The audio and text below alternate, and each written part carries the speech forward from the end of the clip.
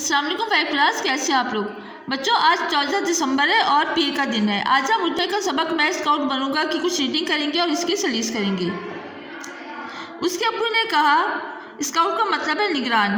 یہ لڑکے اور لڑکیاں اسکولوں اور کالجوں میں پڑھنے والے طلبہ ہیں جو اپنی خوشی اور شوق سے اسکاؤٹ تحریک میں شامل ہوئے ہیں۔ یہ اسکاؤٹ اپنے تعلیمی اداروں، شہروں اور ملک میں دوسروں کی بھلائی اور آسانی کے لیے رضاکارانہ کام کرتے ہیں۔ آپ دیکھ رہے ہو کہ یہ سب سخت دھوپ میں کتنی تندہی سے اپنا کام کر رہے ہیں۔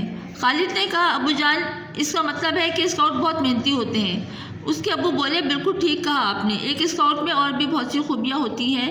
مثلاً وہ ایماندار ہوتا ہے، وہ اپنی ذمہ داری نہایت دیانتداری سے انجام دیتا ہے، وہ محب وطن ہوتا ہے، وفادار ہوتا ہے، وہ خوش اخلاق ہوتا ہے اور دوسروں کا مددگار ہوتا ہے۔ دوسرے اسکاؤٹس کو اپنا بھائی سمجھتا ہے، اس لیے اسکاؤٹس آپس میں کبھی نہیں لڑتے۔ کفایت شعاری اس کی فطرت میں شامل ہوتی ہے، صفائی اس کا ایمان ہوتا ہے۔ بچوں یہاں تک ہم نے اس کی ریڈنگ کرنی ہے اور ہم اس کی سلیس کریں گے۔ بچوں اب ہم پیراگراف کی سلیس کریں گے۔ یہ سوال ہے اوپر دیے گئے پیراگراف کو آسان اردو میں لکھیں اور خط کشیدہ کے الفاظ کے معنی بھی لکھیں۔ بچوں جس طرح ہم نے آپ کو کلاس میں سمجھایا ہے کہ آپ نے ایک اسکاؤٹ تک لکھ کے ڈاٹ ڈال کے اس کے بعد لکھنا ہے مددگار ہوتا تک، یہاں تک لکھنا ہے، آپ نے پورا پیراگراف نہیں لکھنا، ٹھیک ہے؟ اس کے بعد آپ نے اس کے معنی لکھنے ہیں۔